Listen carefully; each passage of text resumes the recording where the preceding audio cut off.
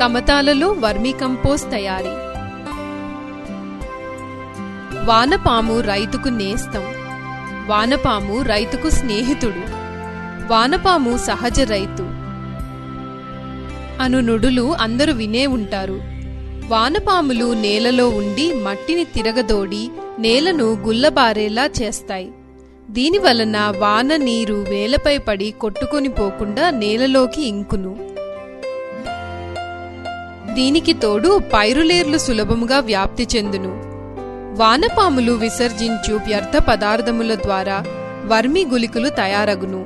ఈ గుళికలలో పొలంలో ఉండే నత్రజని కన్నా 5 రెట్లు, భాస్వరం కన్నా 7 పొటాషియం కన్నా 11 రెట్లు, కాల్షియం కన్నా 2 మెగ్నీషియం కన్నా 8 రెట్లు ఎక్కువ ఉపయోగపడే సూక్ష్మజీవులు ఎక్కువ మోతాదులో ఉండును.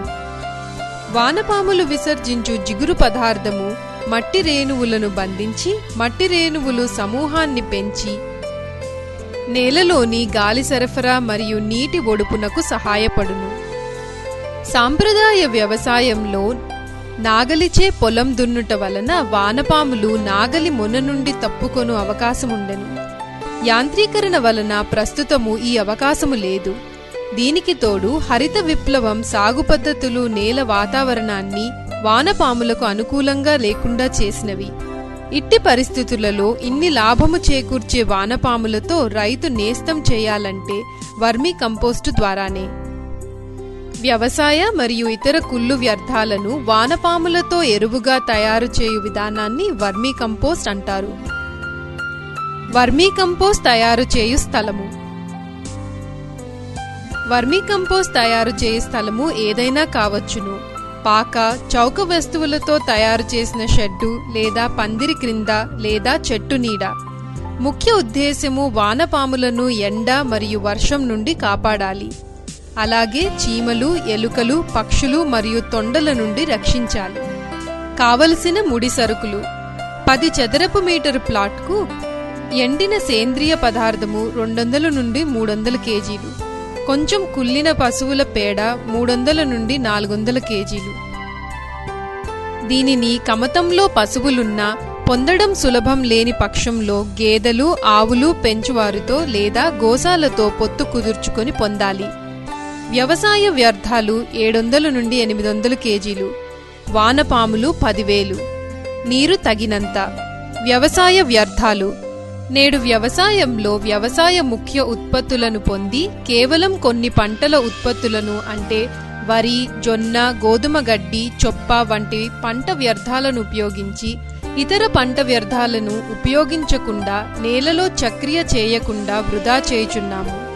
వాణిజ్య పంటలైన పత్తి, మిరప, పసుపు, చెరుకు మరియు అరటి, కూరగాయలకు హెచ్చు మోతాదులలో ఎరువు వేయుచున్నాము.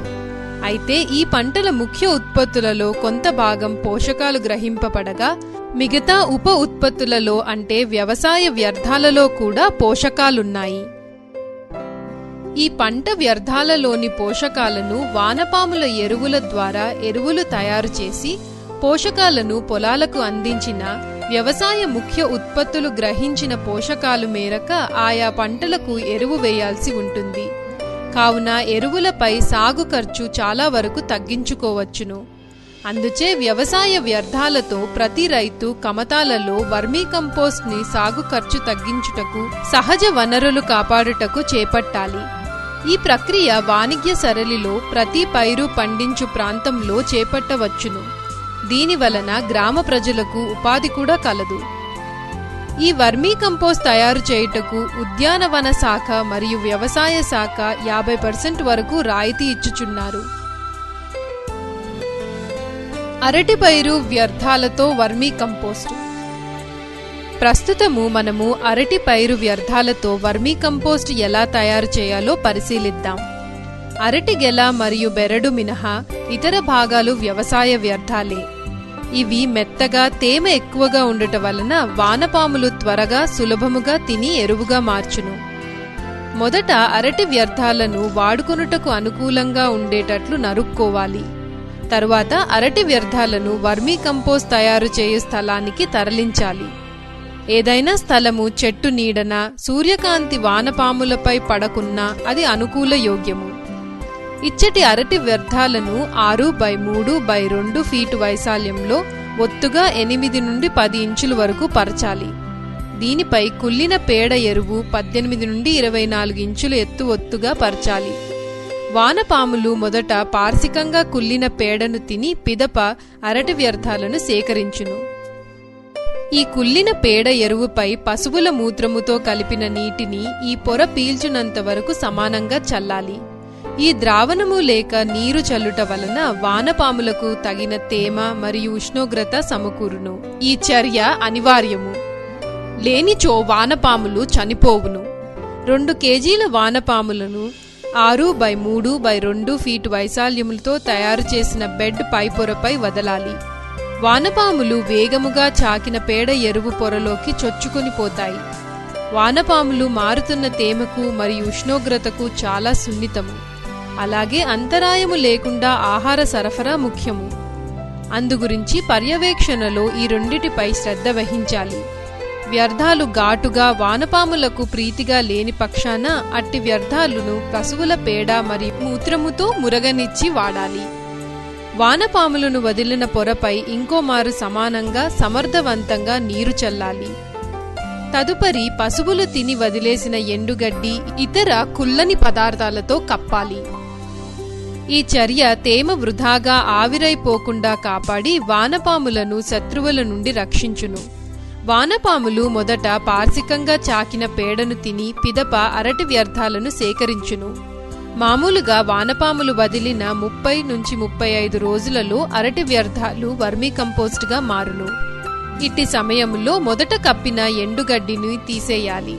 పిదప వానపాములు విసర్జించిన వర్మీ గుళికలు పరీక్ష చేసి వ్యవసాయ వ్యర్థాలను వానపాములు వాడినవా లేదా గమనించాలి. విసర్జించిన వర్మీ గుళికలు అతిసారవంతమైనవి. నీరు నిలువ గుణము, నీరు ఒడుపు శక్తి అధికము, గాలి సరఫరా శక్తి హెచ్చు. వర్మీ కంపోస్ట్ తీయటానికి పై పొరని ఆరనివ్వాలి. దీనికై ఈ పొరను నిదానంగా కదిలించాలి. ఈ కారణంగా తేమకై వానపాములు అడుగు భాగమును చేరును. అప్పుడు పైభాగములో తయారైన ఎరువును కదిలించుచూ తీయాలి. తీసిన ఎరువులలో రాళ్ళు, కుళ్ళని పదార్థములు ఉండవచ్చును. వీటిని తీసివేయుటకు తీసిన ఎరువును జల్లెడ పట్టాలి. యాంత్రీకరణ చేయబడిన జల్లెడ వర్మీ కంపోస్టు అధిక మొత్తం అంటే వ్యాపార సరిలో చేసినప్పుడు ఉపయోగించాలి. దీనివలన రాళ్ళు, ఇతర వ్యర్థాలు వేరు చేయబడును. దీనికి తోడు తప్పిపోయిన వానపాములను కూడా వేరు చేసి సురక్షితంగా వాటి స్థానాలకు చేర్చవచ్చును. జల్లెడ పట్టిన వర్మీ కంపోస్టును బస్తాలలో నింపవచ్చును. వర్మీ కంపోస్టు చిన్న మొత్తానికి తమ కమతానికి తయారు చేసుకొనుటకు మనుషులతో పనిచేసే జల్లెడను ఉపయోగించుకోవచ్చును. ఇది ముందు ఉద్దేశముతో పనిచేసి తక్కువ ఖర్చుతో సమర్థవంతంగా ఉపయోగపడును. ఈ విధంగా అరటి వ్యర్థాలతో తయారు చేసిన వర్మీ కంపోస్టులో ఉన్న పోషక విలువలను పరీక్షకు పంపాలి. నేల పరీక్ష మరియు తయారు చేసిన వర్మీ కంపోస్టు రిపోర్టును విశ్లేషించి తదుపరి అరటి పైరుకు ఎరువులు వేయాలి. దీనివలన సగం వరకు ఎరువుల ఖర్చులు ఆదా అగును. ముఖ్యంగా పొటాష్ రసాయన ఎరువులను దిగుమతి చేయబడుచున్నవి కావున విదేశీ మారక ద్రవ్యం కూడా కాపాడిన వారమవుతాం. పై మాదిరి ఇతర వాణిజ్య పంటలు మరియు అధిక మోతాదులలో ఎరువులు వేసే పంటలైన పసుపు, ప్రత్తి, మిర్చి, చెరుకు మరియు కూరగాయల వ్యర్థాలతో కూడా వర్మీ కంపోస్టు తయారు చేసుకుని ఎరువులపై సాగు ఖర్చు తగ్గించుకోవాలి. నేల ఆరోగ్యాన్ని కాపాడుకోవాలి.